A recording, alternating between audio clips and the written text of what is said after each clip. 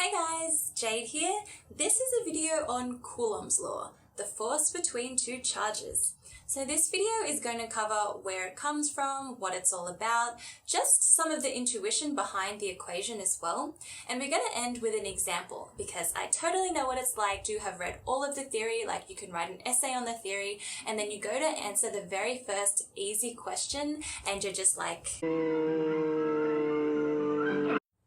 So theory is really important, but if your exam is like tomorrow and you just want to get to the example, I've put a link so you can skip ahead. Don't worry, I won't get offended, I've totally been there. But if not, let's get started.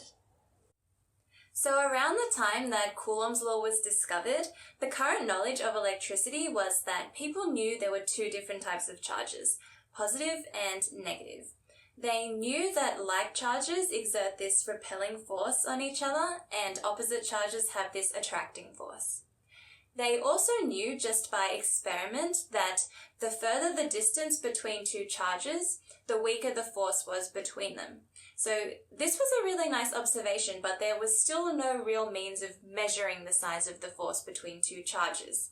So this French guy, Charles-Augustin de Coulomb, came up with a really nice relationship to measure the size of the force between two charges, and it's based on two of his findings. So the first was that the size of the electrostatic force was directly proportional to the product of the magnitude of the charges.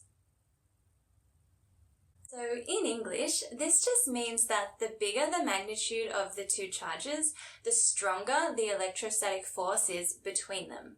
And this kind of makes sense, right? I mean, let's take two charges of pretty small magnitude. The electrostatic force between them is going to be pretty weak compared to two charges of really large magnitude where the force between them will be strong. Cool!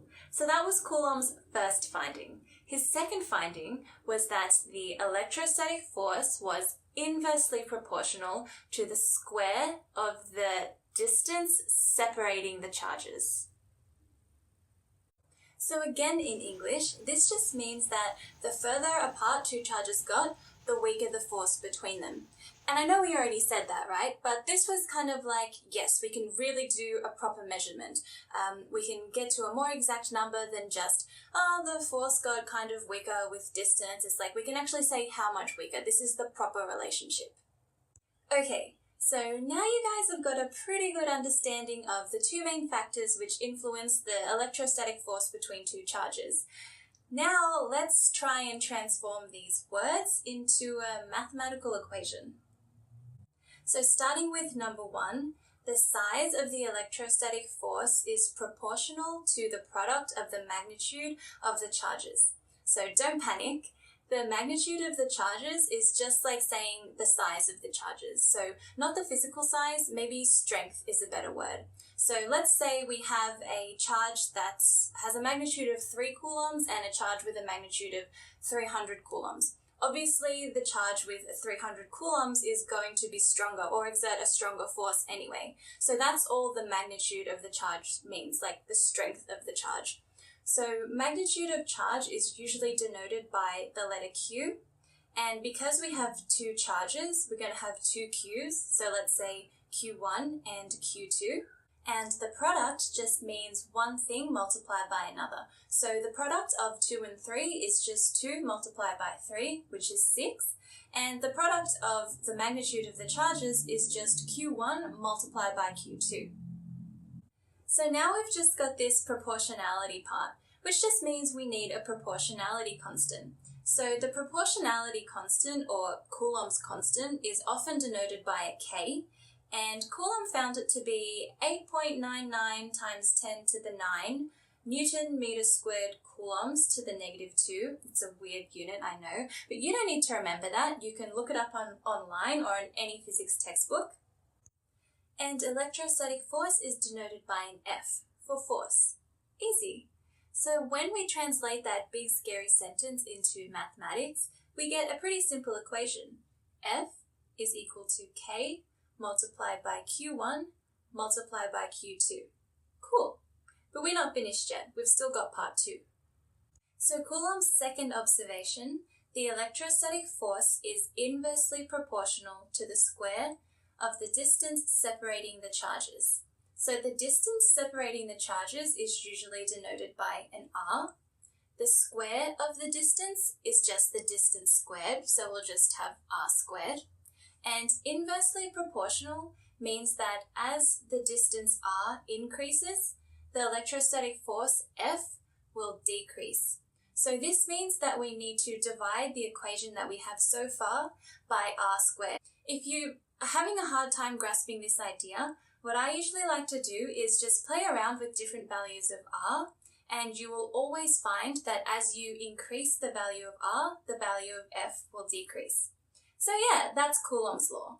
F is equal to K multiplied by Q1 multiplied by Q2 all over r squared. So now finally it's time for the example. This is a really common exam type question. I just got it out of a textbook, and it is: two charges of magnitude 1.8 times 10 to the negative 17 coulombs are separated by a distance of 150 nanometers. What is the size of the electrostatic force experienced by each charge? So before we start looking at Coulomb's law or playing with numbers, let's just draw a diagram and figure out what's actually going on. So we have two charges, Q1 and Q2. And the question doesn't exactly tell us whether they're positive or negative. But if we look at the magnitude of the charges, 1.8 times 10 to the negative 17 coulombs, it's a positive number, which means that the charges are positive. If the question was trying to tell us that the charges were negative, it would say minus 1.8 times 10 to the negative 17 coulombs. So we have two positive charges, which means they're repelling. So we have this repelling force between these two charges. So already, just from drawing the diagram, we kind of know what's going on. So what I think is a really good idea when you're answering a question like this is just to write down everything that the question is telling you in terms of the variables that you're going to need for the equation. So Q1 and Q2, the magnitude of the charges, is 1.8 times 10 to the negative 17 coulombs. The distance separating the charges, r, is equal to 150 nanometers. And let's just convert this into SI units right now so we don't forget later and get the answer wrong. So the SI unit for distance is meters. So 150 nanometers converted into meters is just 150 times 10 to the minus 9 meters. And we're looking for the electrostatic force F. So we'll just say F is equal to question mark. And if we already knew we were going to use Coulomb's law, right? But if we didn't know, just writing out the information in terms of the variables gives us a pretty strong hint that, yeah, we're probably going to be using Coulomb's law because all the variables are kind of the same. The only one that's missing is K. And because K is a constant, we can just look it up. It's always going to be the same. We don't need it listed in the question. So yeah. So now it's actually pretty easy. All that's left to do is sub the numbers into the equation. So we'll get F, the force, is equal to K, 8.99 times 10 to the 9 Newton meters squared coulombs to the negative 2, multiplied by Q1, 1.8 times 10 to the negative 17 coulombs, multiplied by Q2, which is again 1.8 times 10 to the negative 17 coulombs. So we're just going to square it instead of write it out again because we're just multiplying a number by the same number. All over r squared. 150 times 10 to the minus 9 meters, all squared. So if you put this into your calculator and hopefully you have your brackets correct, you should get an answer of F, the electrostatic force, is equal to 1.3 times 10 to the negative 10 newtons. And that's the answer. Not so bad, right?